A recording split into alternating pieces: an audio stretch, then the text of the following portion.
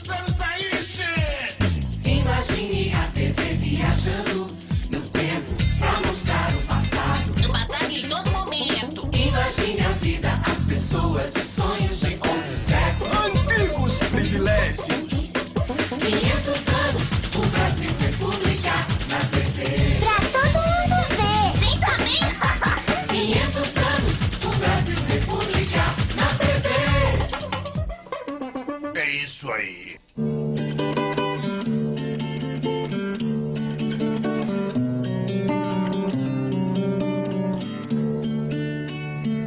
A nova república é um período marcado pela inflação, planos econômicos e denúncias de corrupção.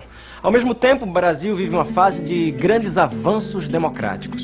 Começa a mudança nas leis autoritárias, herança dos 20 anos de governo militar. Cresce a participação popular nas eleições. Até que enfim a gente votando de novo, companheiro. 85 prefeitos eleitos pelo voto direto. Um monte de partidos pra gente poder escolher. E eleições diretas para presidente da República. O que desanima é essa inflação. Mais de 200% este ano. Esse governo Sarney tá começando mal. A inflação derruba vários ministros da economia, se torna hiperinflação e corrói o salário dos trabalhadores. O governo Sarney tenta salvar a situação lançando o Plano Cruzado. O cruzeiro é substituído pelo cruzado. Os salários serão reajustados pela média dos últimos 6 meses. O plano também congela os preços. Comerciante nenhum vai respeitar a tabela. A partir de agora, qualquer pessoa pode ser fiscal do Sarney. Em nome do presidente, será possível multar ou fechar o estabelecimento que desobedecer à lei. Ah, eu quero ser fiscal do Sarney. Eu queria tanto que esse plano funcionasse. O governo Sarney lança 3 planos econômicos. Nenhum deles dá o resultado esperado. A população enfrenta o aumento de preços e a falta de produtos. Corre, mãe. Vai começar aquele programa. E a situação, primo, como vai? Cada vez mais difícil, primo. Mas como? Agora, com o congelamento dos preços, você pode comprar tudo. Quem me dera, primo. Carne de boi, para conseguir 1 quilo, tem que pagar acima da tabela do governo. O nome disso é ágil. Também tive que pagar por fora pelo meu carro novo. E eu por um galeto magro. Mas o governo vai resolver a situação. Já mandou caçar boi gordo no pasto. Quem sabe eu consigo um pouco de capim. Os problemas econômicos caminham ao lado da redemocratização do país. Deputados e senadores recém-eleitos formam a Assembleia Nacional Constituinte. Em menos de 2 anos, os parlamentares escrevem a nova Constituição. Tem parlamentar propondo mudanças políticas e sociais muito perigosas. São os progressistas da esquerda com o apoio de gente da imprensa. Aumentar direitos, mexer na distribuição da terra é criar desordem. Em 1988, a Constituição é promulgada. Diferente das anteriores, a nova carta traz avanços políticos e sociais. Mas, meu filho, quais são os avanços dessa nova Constituição? Ah, pai, é a Constituição cidadã. Fim da censura, eleições diretas, voto do analfabeto, direito de greve, respeito aos povos indígenas. A nova Constituição estabelece a educação fundamental como obrigatória, universal e gratuita. Agora os jovens a partir de 16 anos podem votar. Uau! A Carta Magna também amplia e fortalece os direitos individuais e as liberdades públicas que haviam diminuído durante o regime militar. Muitos avanços nessa lei, mas manter o poder executivo tão forte parece herança dos militares. E tem uma parte dessa Constituição que precisa de regulamentação. Vão ter que criar leis complementares para que a carta funcione. Mais uma vez, a sociedade civil tem que se organizar e participar. Senão, vamos passar anos sem ver as mudanças acontecerem. A existência da nova Constituição melhorou um pouco a imagem do Brasil no exterior. Com o aumento da dívida externa e a inflação crescente, o governo Sarney tinha decidido em 87 pedir moratória aos credores internacionais. Quem diria? Um presidente conservador querendo dar calote nos estrangeiros. Pois é, e sempre disseram que moratória era coisa de comunista.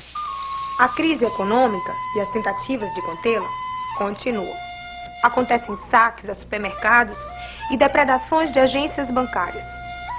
No Rio de Janeiro, 30 mil pessoas protestam contra o aumento das passagens de ônibus.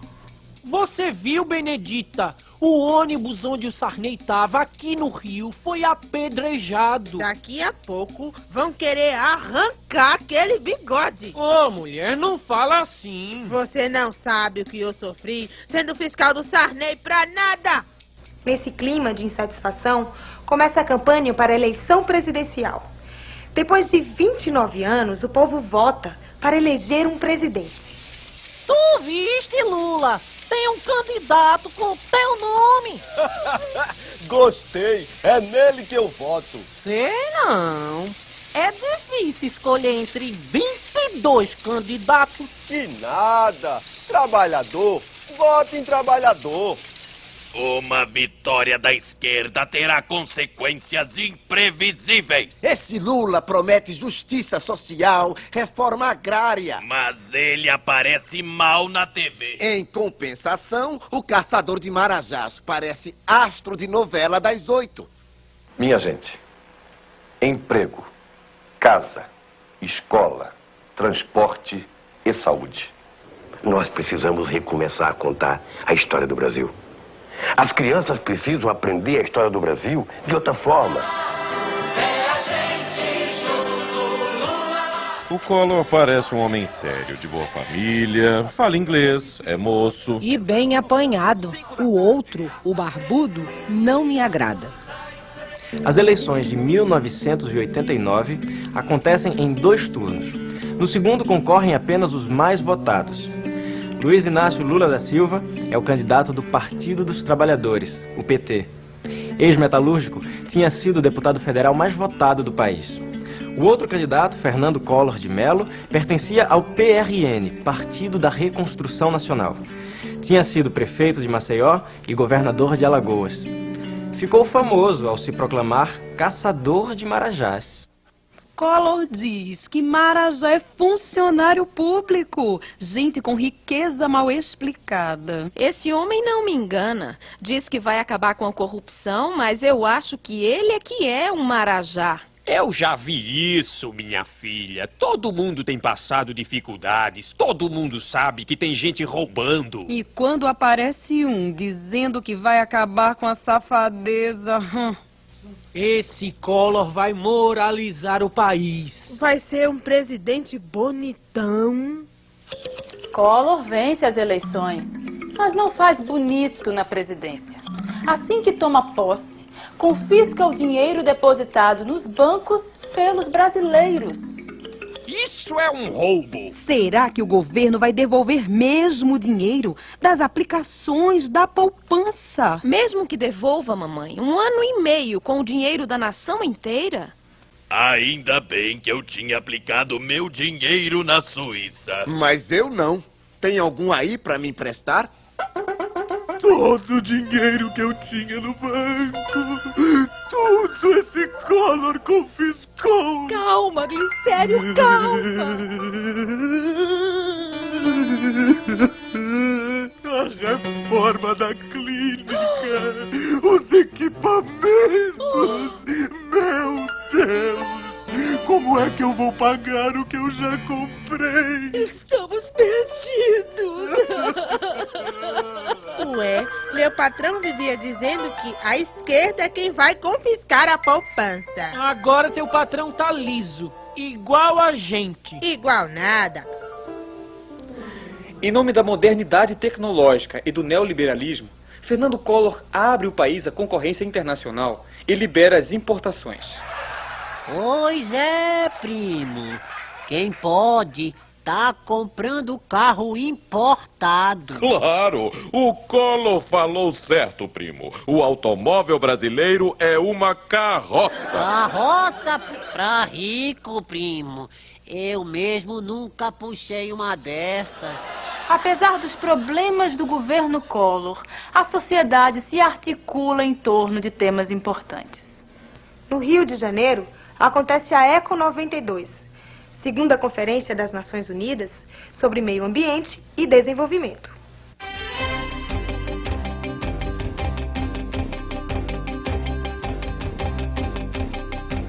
Representantes de 178 países participam da conferência. A Eco 92 aprova um documento chamado Carta da Terra. Segundo ele, os países ricos devem ter maior responsabilidade na conservação do planeta. Eles possuem mais tecnologia e são quem mais estraga o meio ambiente. Direto do evento, fala a repórter Glória Carvalho. Junto com a Eco 92, está sendo realizada a Conferência Mundial dos Povos Indígenas. Galdino, o que está sendo discutido? Aqui, a gente está discutindo os direitos e as necessidades dos povos da floresta. E quais são essas necessidades? Ver a Constituição ser cumprida, ver as nossas terras demarcadas, ver os assassinos dos nossos irmãos punidos pela justiça. As discussões na Eco 92 envolvem organizações não governamentais, indígenas, entidades negras, religiosas e populares. Também participam autoridades de diversos países de todo o planeta. Em Brasília, o governo Collor privatiza estatais, unifica ou acaba com órgãos públicos, mas a inflação continua crescendo. O país entra em recessão e explodem denúncias de corrupção no governo. Professora, essa revista tá falando de um escândalo na política. Que negócio é esse de esquema PC? É um esquema de grande corrupção no governo. O irmão do presidente foi o primeiro que denunciou. É muito sério. Alguém vai investigar as acusações, professora? O Congresso Nacional vai abrir uma CPI. A CPI, Comissão Parlamentar de Inquérito, é formada por políticos do Poder Legislativo. Tem a função de investigar fatos durante um prazo definido. A apuração feita por ela pode ser usada pela Justiça para punir os infratores da lei. Eu acho ótimo que a CPI apure tudo, mas pra mim isso não basta. Pra mim também não. Que vergonha. E não é só a gente que tá sentindo essa revolta, não. O que eu sei é que a gente precisa fazer alguma coisa.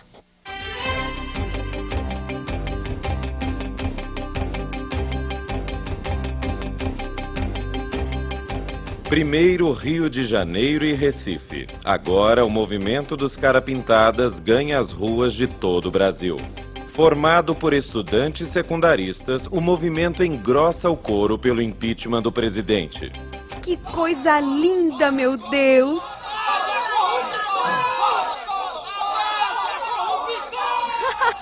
Parece a minha época. Esses jovens querem o que a maioria deseja: ética na política. O Congresso Nacional acaba de aprovar a abertura do processo de impedimento do presidente Fernando Collor. Ele será afastado do cargo durante as investigações. Quem assume interinamente é o vice-presidente Itamar Franco.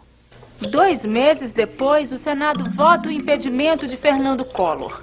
Sob intensa pressão popular, o presidente renuncia momentos antes de ser aprovado o impeachment.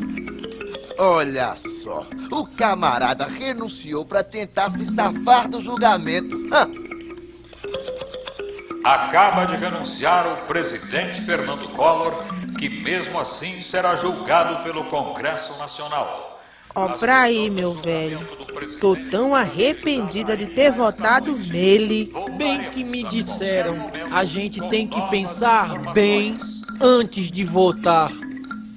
Quem diria? Mesmo renunciando, o Senado cassou os direitos políticos do Collor por 8 anos. A corrupção era o de menos. O problema é que ele meteu a mão no dinheiro de meio mundo. Brigava com todos, até com a classe política. Aham, mas a grande briga foi do povo na rua e nas páginas da imprensa. Virou uma campanha cívica. Todos juntos para derrubar um presidente. Em dezembro de 1992, a presidência passa de forma definitiva para Itamar Franco. A situação financeira continua difícil até que o governo lança o Plano Real, o novo programa de estabilização econômica. Rapaz, a moeda vai deixar de ser cruzeiro real. Agora é só real. E o real vale $1. Agora vai ficar fácil conseguir mais empréstimos com os estrangeiros. Oh, yeah! O sucesso do Plano Real aumenta a aprovação ao governo Itamar Franco e também incrementa a carreira política do ex-senador Fernando Henrique Cardoso, que na época era ministro da Economia. A FHC vence as eleições presidenciais de 1994.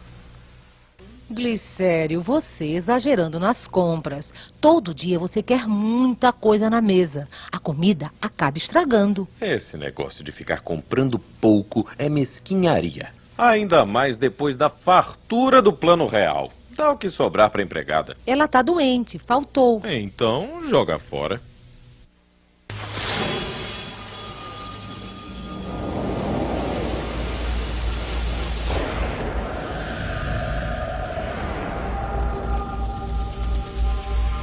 Reeleito para o segundo mandato, o presidente Fernando Henrique aplica ao país as ideias neoliberais. Realiza privatizações de empresas do Estado, desvaloriza o real e freia o consumo interno. Consegue mais de 40 bilhões de empréstimo do Fundo Monetário Internacional, o FMI. É aqui que eu estou estagiando. Vejam essa matéria que eu produzi, gente. Quem mora em lugares como este faz parte dos 10% dos brasileiros que detêm quase toda a renda nacional. Esta paisagem contrasta com a realidade da maioria da população brasileira. Em 1987, quase a metade da população do país vivia em extrema pobreza. Houve esforço da sociedade e dos governos para melhorar a situação. Nos anos 90, diminuiu a mortalidade infantil. O acesso à educação aumentou. Mais crianças deixaram o trabalho e passaram a frequentar a escola. Mesmo assim, no fim do século XX, cerca de 1/3 do povo é subnutrido. O Brasil deve bilhões aos bancos internacionais e cada nota usada para pagar a dívida externa pode ser $1 a menos para investir em moradia, saneamento, saúde, segurança e reforma agrária. A dívida externa é imensa, mas a dívida social do Brasil é maior ainda. No final, quem paga a conta? Essa reportagem vai passar em TV a cabo, em espaços alternativos. Eu gostei, mas vocês deviam falar mais da questão da terra. E mostrar que a ideia da reforma agrária existe desde o tempo dos abolicionistas até hoje, no Movimento dos Trabalhadores Sem Terra, o MST. A gente vai falar disso, e também da criação de um Ministério da Reforma Agrária, dos assentamentos realizados na gestão do FHC. É legal mostrar que alguma coisa tem sido feita, mas não é suficiente. A questão da terra é super importante. Vivem matando índio até hoje por causa da posse da terra. Os povos da floresta são as primeiras vítimas da luta pela terra. A matança no Brasil acontece desde o descobrimento. A falta de respeito sobrevive até nas comemorações oficiais dos 5 séculos de Brasil. Era uma vez a comemoração dos 500 anos do Brasil descoberto! O festejo foi marcado em Santa Cruz de Cabralha, no sul da Bahia, onde uma outra história começou. Na hora da festa, os moradores mais antigos descobriram que não eram convidados. Barrados na festa! Peraí, eu faço parte da marcha dos povos indígenas. Isso é o que acontece com gente metida a besta.